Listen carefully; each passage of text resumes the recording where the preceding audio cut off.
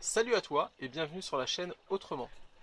Comment et surtout où cultiver? C'est une question que tu t'es sûrement déjà posée si, comme moi, tu vis en milieu urbain ou périurbain, ou peut-être même en appartement.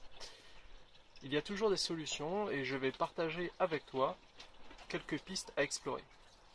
Alors tout de suite, la première solution qui vient à l'idée, c'est le jardin partagé. Nombreuses sont les communes qui proposent un jardin partagé, donc je t'invite à te rapprocher de ta mairie et à leur demander s'il y a des jardins partagés dans la commune.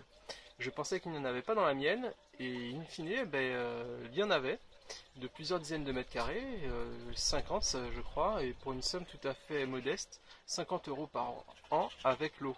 Donc c'est vraiment très intéressant. Dans des villes comme Paris ou Bagnolet, il me semble, ils proposent de toutes petites parcelles de 1 ou 2 mètres carrés. Ça peut paraître complètement ridicule, mais c'est peut-être le premier pas d'une longue série. Ça peut te permettre tout simplement de te tester, de mettre en pratique et de mettre la main à la terre. Et par la suite de trouver une surface plus grande. Donc voilà, ça c'est la première piste. Une seconde piste à étudier, c'est par exemple de mutualiser.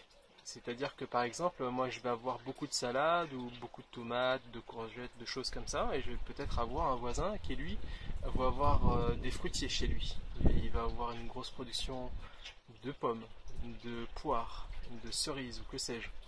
Donc je peux passer un deal avec lui et échanger une partie de ma production de salade, de tomates contre des pommes et des poires ou des cerises. On peut aussi avoir un troisième voisin qui lui va faire plutôt des carottes ou des pommes de terre, ce genre de choses. Et donc cela décuple votre résilience, votre autonomie et les économies que vous ferez au bout. Dans le même style, vous avez sûrement dans votre entourage peut-être un voisin qui est une personne âgée, qui a un grand jardin et un potager, des salles à abondant, car elle n'a plus les capacités physiques. Elle ne peut plus cultiver son potager. Donc ça peut être une bonne idée pour toi de rentrer en contact avec cette personne âgée et de lui proposer de faire un potager dans son jardin. Tu partageras une partie de ta production avec elle. Elle, ça lui fera de la compagnie, ça la cassera de sa routine et peut-être de sa solitude.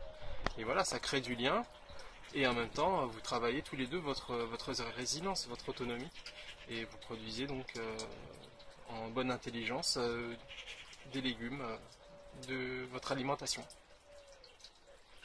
Une autre solution consiste à maximiser, à verticaliser, à jouer d'astuces pour cultiver sur de petites surfaces. À ce petit jeu, je t'invite à voir le jardin de Joseph Chauffret, j'espère que je n'écorche pas son nom, qui a réussi à produire sur environ 200 mètres carrés jusqu'à 250 kg de fruits et de légumes. Donc voilà, je vais mettre le lien dans le descriptif. Je t'invite à faire un petit tour sur sa chaîne. Donc j'ai essayé de mettre en pratique quelques-unes de ces techniques. Il y a par exemple les wicking beds, donc une technique qui consiste à avoir un grand bac de culture dans lequel au fond il y a une réserve d'eau. Les plantes sont alimentées en eau donc par capillarité. Cela permet de faire des économies d'eau. Et à cela j'ai associé aussi une technique de permaculture qui est donc la technique de la lasagne. Donc on a plusieurs couches, enfin je ferai une vidéo entière sur le sujet des wicking beds, donc je t'invite à t'abonner si ce n'est déjà fait pour voir comment je m'y suis pris. Les résultats sont tout à fait honorables.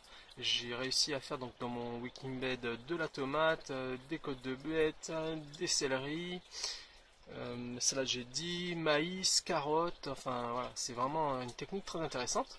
Il y en a une autre qui l'est tout autant, sur une cinquantaine, sur 50, environ 50 cm de côté. Ça vous dirait de cultiver environ une cinquantaine de plantes? Eh ben, la solution c'est le barrel gardener. C'est une technique qui nous vient des États-Unis, qui consiste à créer dans un baril en plastique de 250 litres environ, de petits paniers de culture sur toute la circonférence du baril. C'est une technique que j'ai également testée cette année et je ferai une vidéo à ce sujet, une petite vidéo tuto et le bilan de cette année, de cette première année de culture. Une autre technique encore plus originale, c'est les tomates à l'envers. Donc c'est une technique qui permet de cultiver des tomates ou d'autres petites plantes, d'autres petits légumes fruits la tête en bas.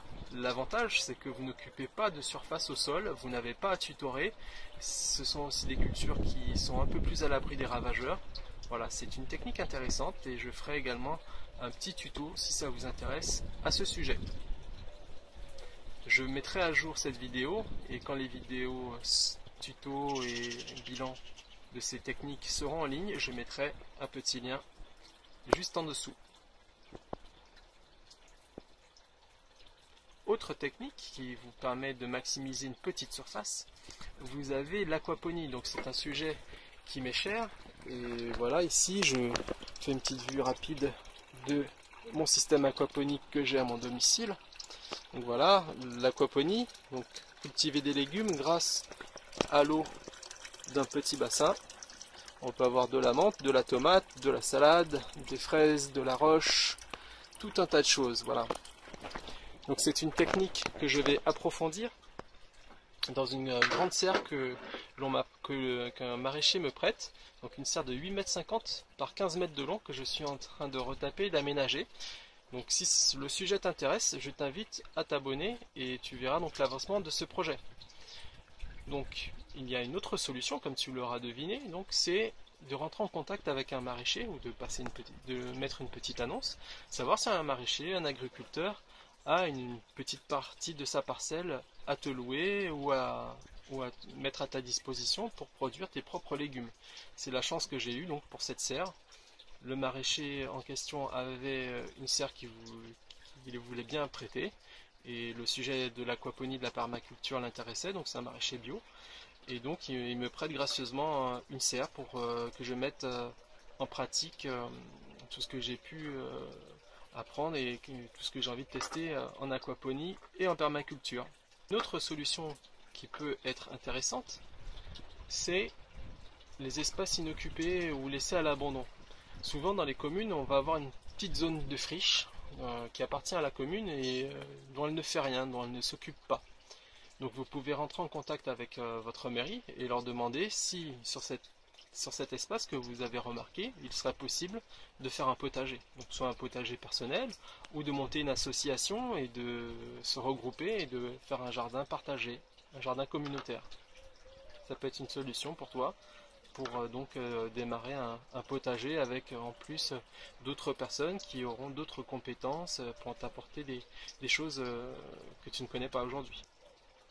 Cette vidéo est maintenant terminée et j'espère t'avoir apporté quelques idées ou solutions pour te trouver un endroit pour cultiver.